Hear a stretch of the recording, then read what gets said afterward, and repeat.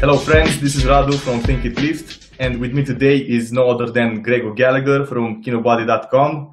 How's it going, Greg? It's going great, man. How are you? I'm pretty awesome myself. It's Good. great to have you back. Yeah. Okay, so today we'll discuss some really awesome topics.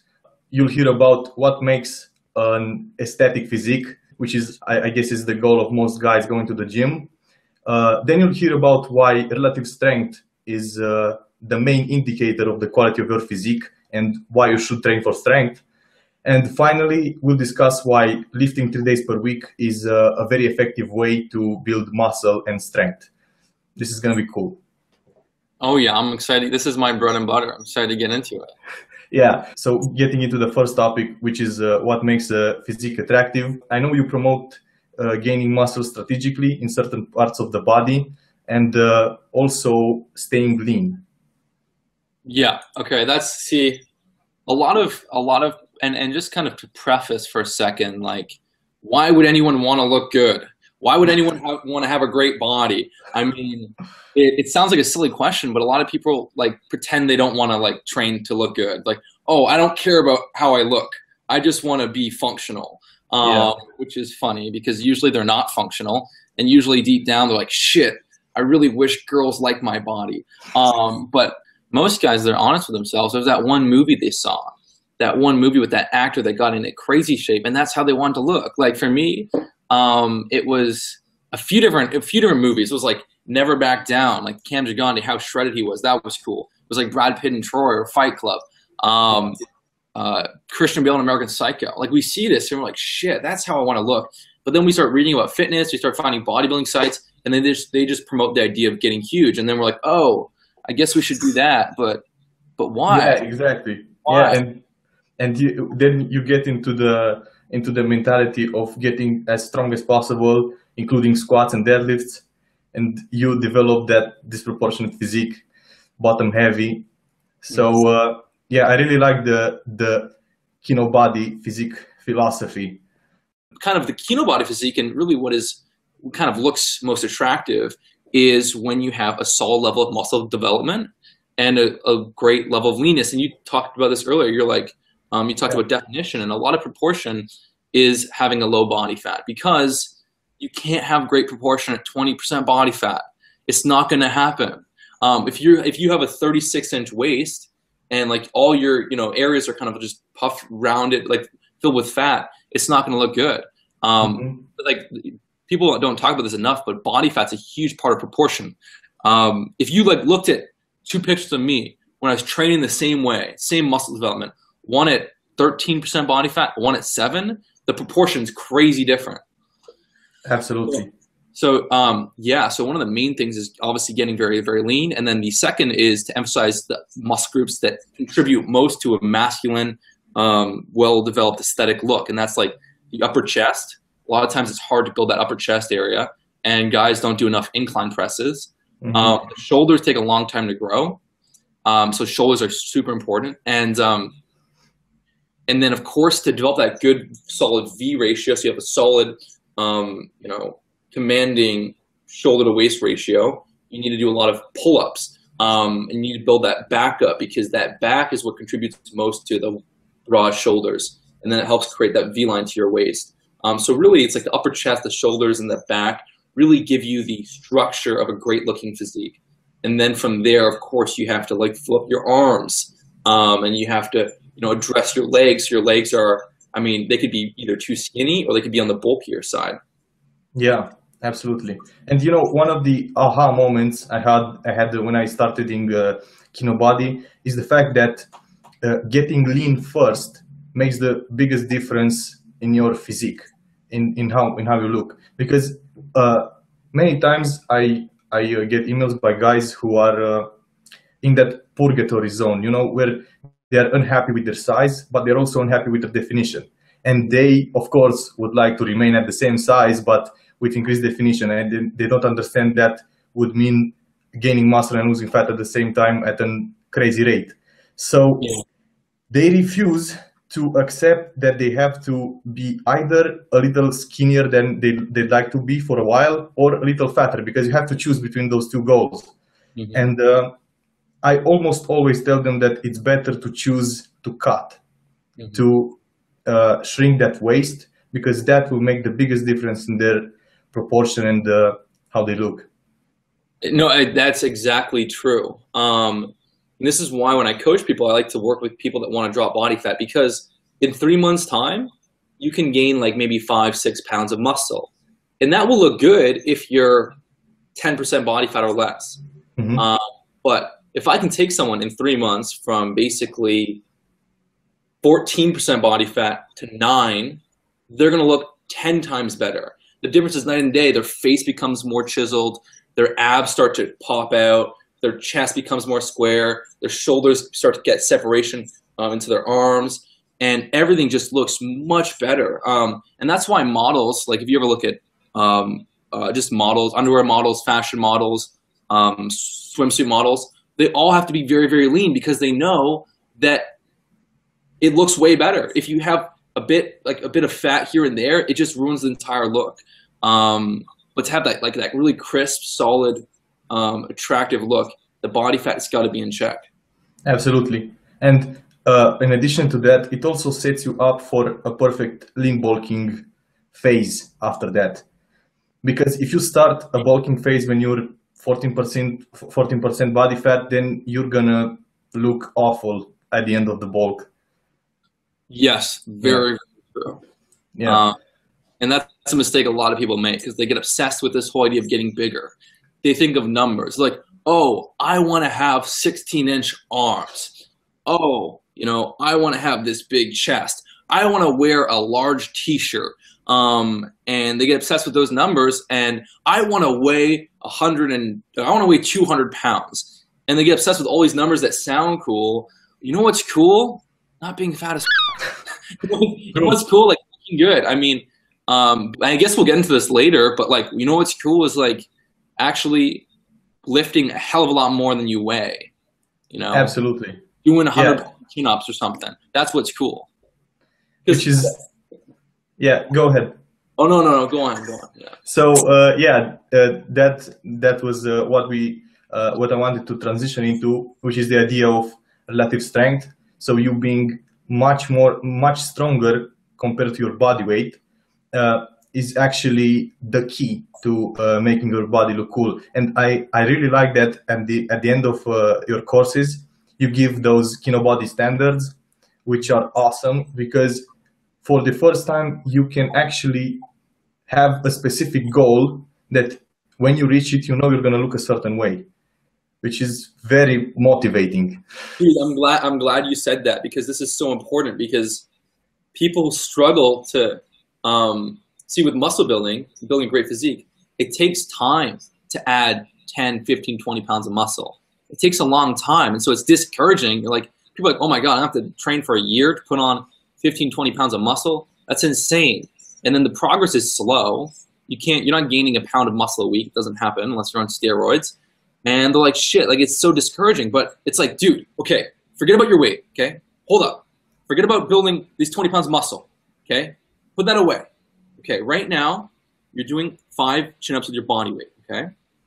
When you can do 80-pound chin-ups for 5 reps, okay? Forget about your weight, forget about all that. When you can do 80-pound chin-ups for 5 reps, you're gonna look like a god, okay?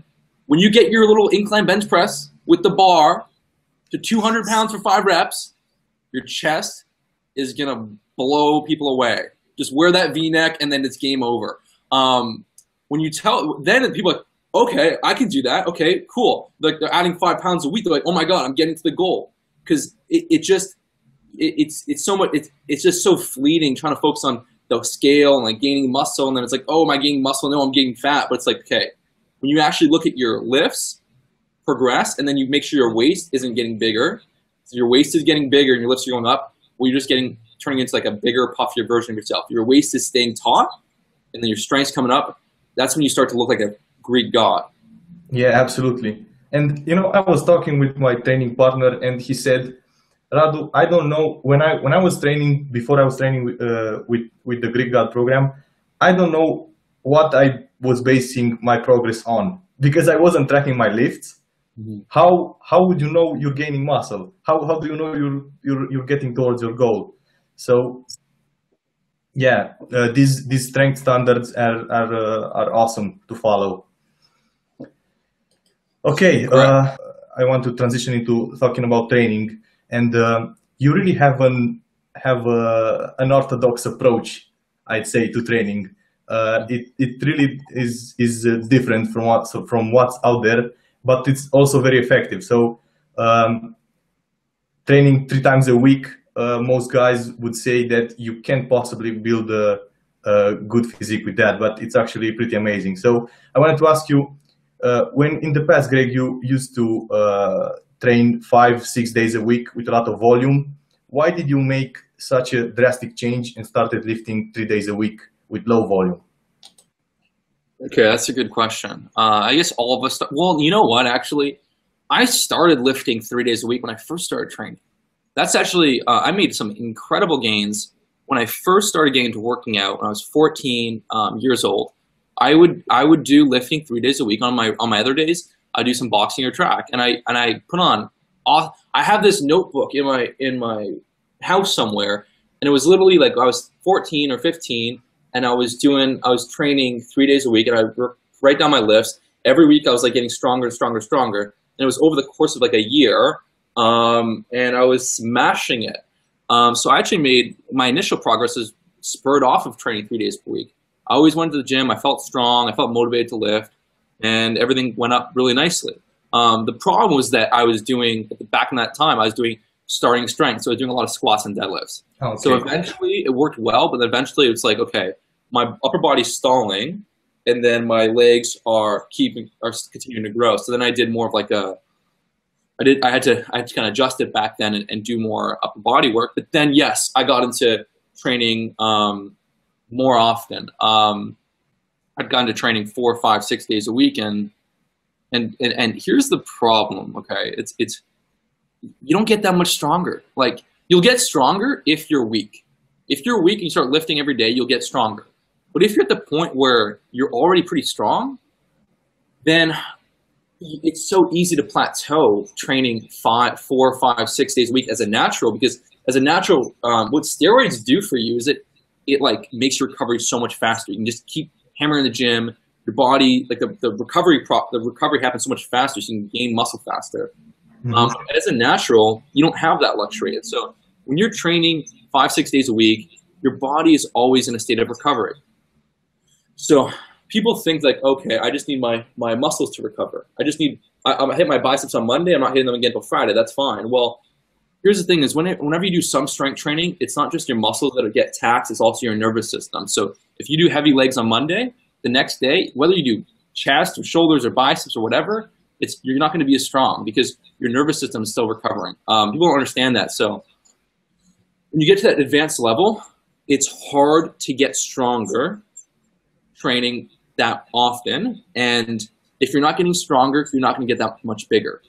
So yeah, that's the main issue. And the only way you get bigger is if like you start doing more and more volume, because you can gain some muscle size just by doing more sheer volume, but that gets capped very quickly.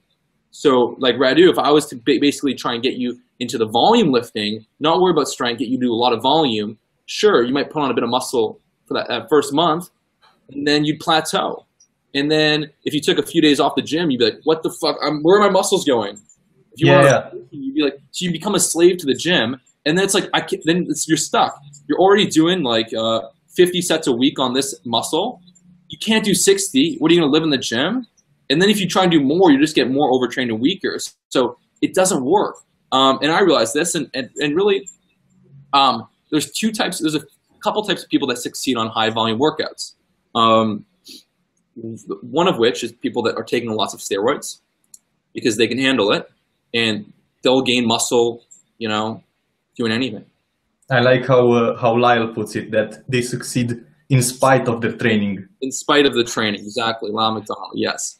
The second type of person you'll see is someone that does not give a shit about looking good. They're cool being 30% body fat, so they're eating their 4,000 calories per day, and they have all the energy in the world to train.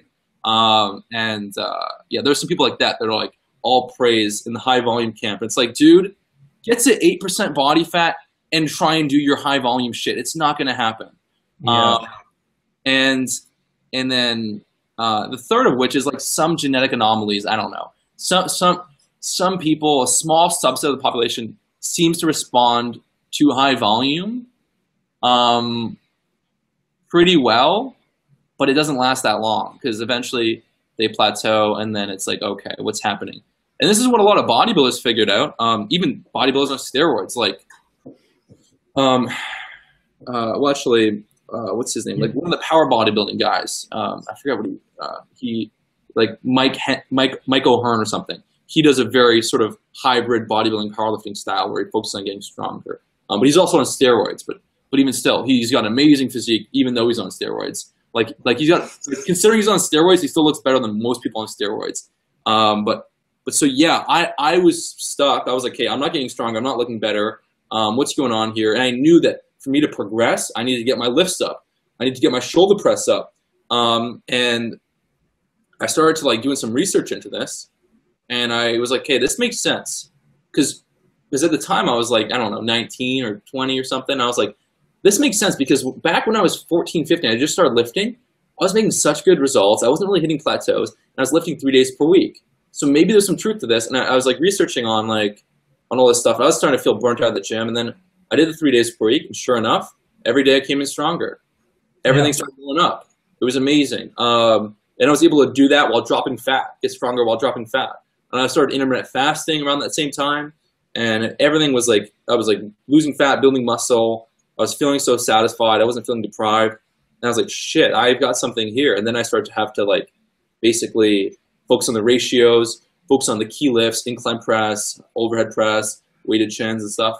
Yes, this idea of having key lifts is, I think, one of the backbones of making low volume training work, because so many people get caught up in this idea that you need to have a lot of exercises to progress.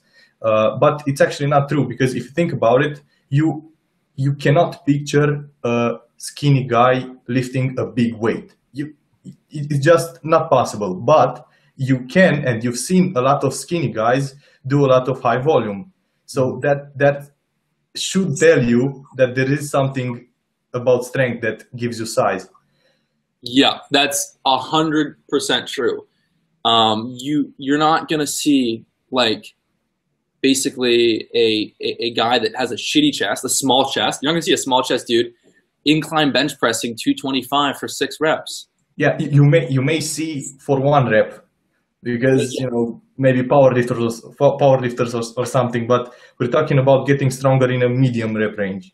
Yeah, that's a huge point. I'm glad you brought that up, because if you're doing like a lot of Olympic lifters or power lifters, they're able to gain strength without putting on that much muscle because they completely train their nervous system. So they keep the reps in the 1 to 3 rep range. And when you're just doing 1 to 3 reps, you're not getting that much volume, so you're not really stimulating that much growth. Muscle growth requires a mix of volume, frequency, and intensity. And so if you're just doing high intensity but low volume, well, you're not going to get the maximum muscle growth, because it's better to add that extra volume, and then the intensity just decreases a little bit. So yes, the key is getting stronger in that 4 to 8 rep range. Yeah.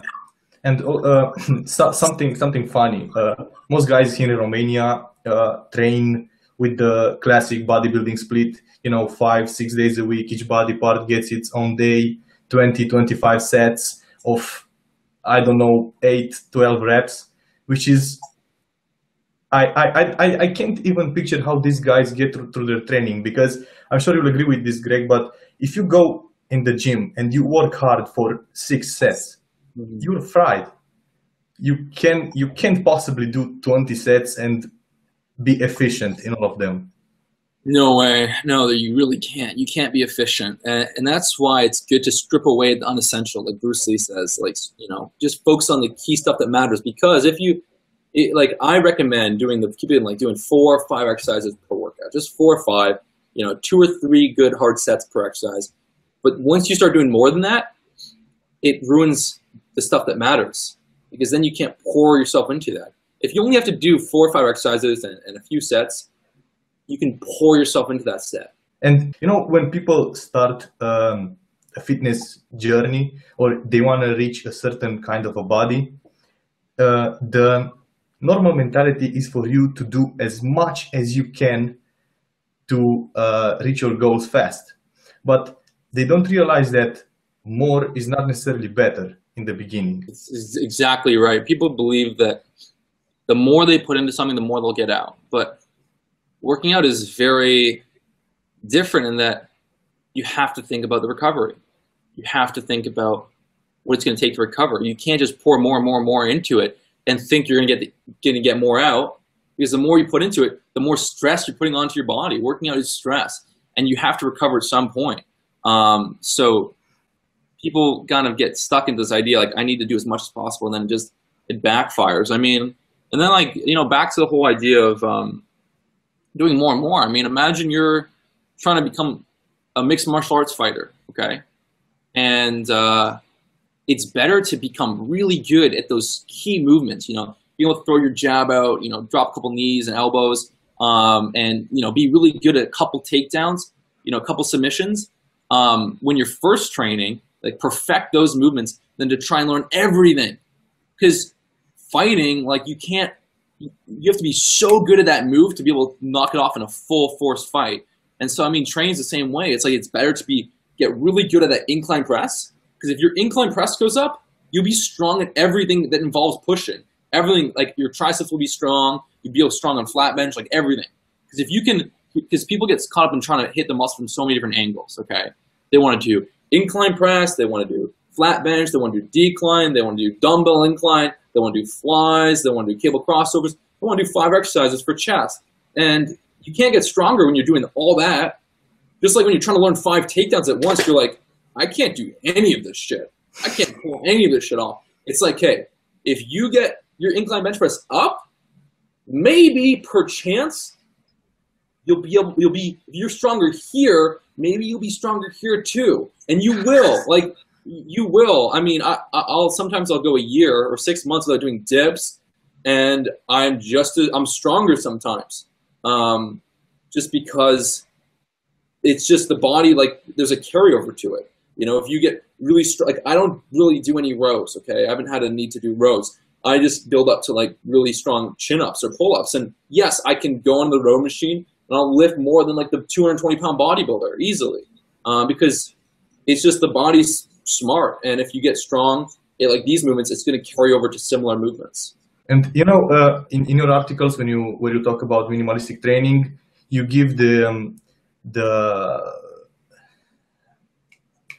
oh man, I'm missing the word. How do you call a story that has a lesson in it?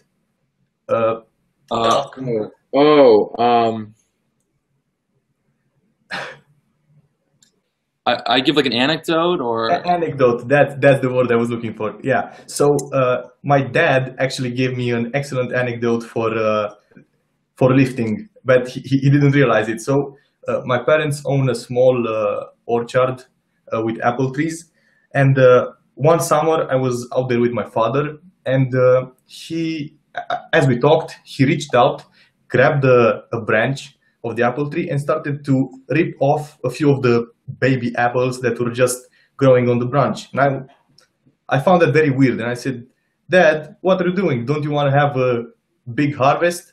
And he said, yeah, that's what I'm doing, because if I decrease the number of apples on this branch, they will grow much larger than if all of them remained on it, because the growth potential of the tree would be will be focused to those remaining apples. And actually, in the end, the harvest will be bigger with a fewer number of fruits. And I thought, damn, that also works with training, because if you do, we're not a closed system, but we do have an limited recovery capacity. So if you spread that out over a lot of things, you progress very little in all of them. But if you focus on a few certain areas of your life, or lifts or anything, you progress a lot in those. So yeah, I thought that was a cool analogy. That's a great analogy. Yeah. Sweet. I know that's good. Yeah. And you also talked about this adaptation reserve while dieting.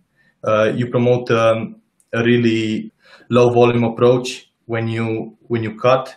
Can you explain why that is? Yeah, yeah, exactly. Limited adaptational reserve. So when you're dieting, it requires you to eat less calories than your body burns in order to tap into your body fat. And in doing so, you're eating less, so your body doesn't have as much recovery potential. And so people want to train more when they're getting lean. Like, yes, I'm gonna get ripped for summer. I'm gonna work out 6 days a week, do cardio, and then this and this and this. And it's like, hey, dude, that's not gonna work.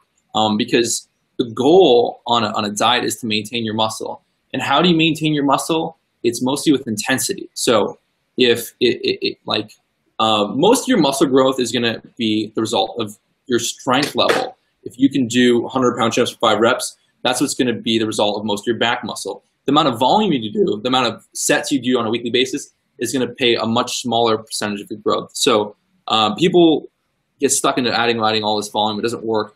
The main point is you can't let your strength come down on a cut.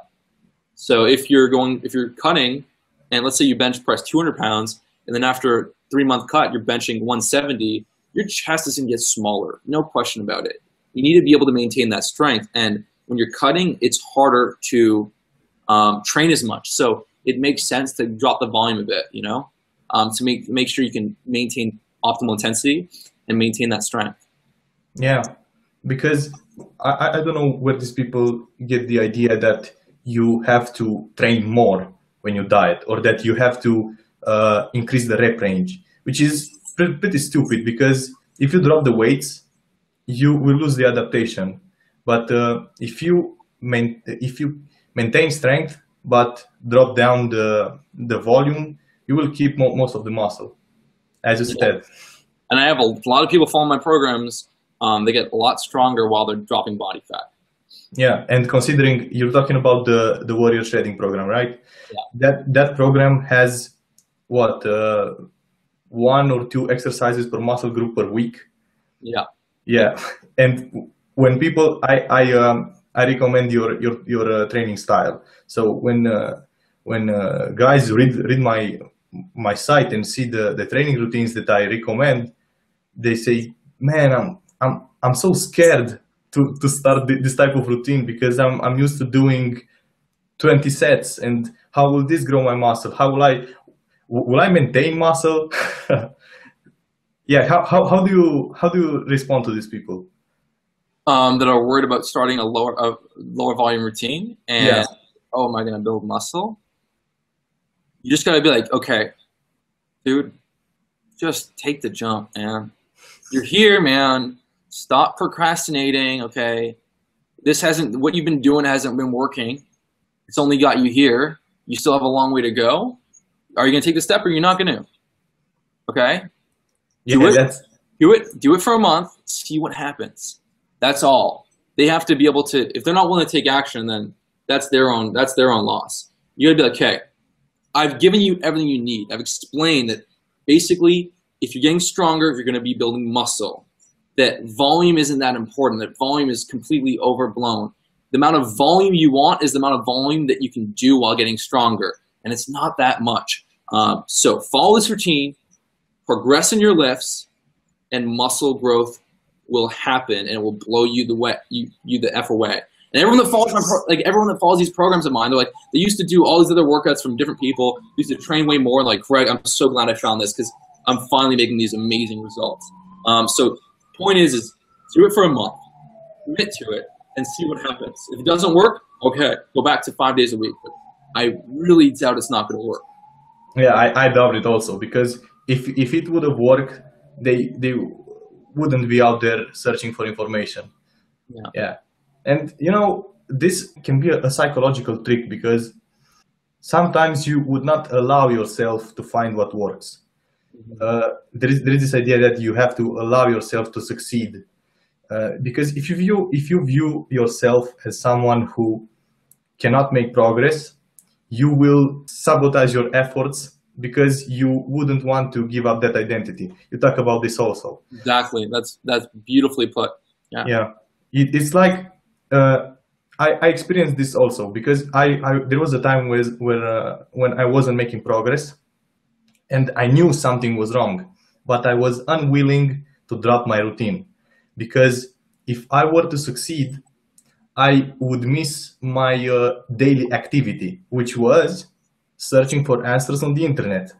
So if I found the solution, I would remain goalless. Yeah. And yeah, it's so subtle. You never want to get into the trap of telling yourself, oh, I can't build muscle, this isn't going to work, I can't do this and this, I'm just someone that has bad genetics. Because then you're right, you'll sabotage yourself, you'll consciously sabotage yourself, and then all you'll see is the problems, like, oh, okay, no, this wouldn't work because of this wouldn't, yeah, that's not going to work because of that, or whatever. You got to look at the positive, and you got to really lose any of these identities that you're giving yourself. Okay, give yourself a clean slate and make shit happen. Yeah, this is big. Okay, I think we can wrap it up here, Greg. Thanks a lot for coming on the call. It was awesome. Hopefully we'll do some more of these in the future. Okay, so if you guys wanna connect with Greg, you can do so by going to his site, kinobody.com. He has an amazing resource put there. I'd say an absolute gold mine. You can find everything you need to know about training and nutrition for that Hollywood style body. And Greg is also on social media. You can connect with him through Facebook. His page is Kinobody. And if you use Instagram, search for him. He's Greg O'Gallagher in one word. Are you on Instagram? Me? Yeah. Yeah, I am, but I'm not that active. Okay, cool. Yeah. Yeah. You say, so I was like, I haven't seen you on Instagram. Yeah. Okay, so until next time, take care, Greg. Thanks so much for having me on, man. It's been good. Yeah, it's been awesome. See ya. Take care. Visualizing the realism of life and actuality. Various women I'm swimming in.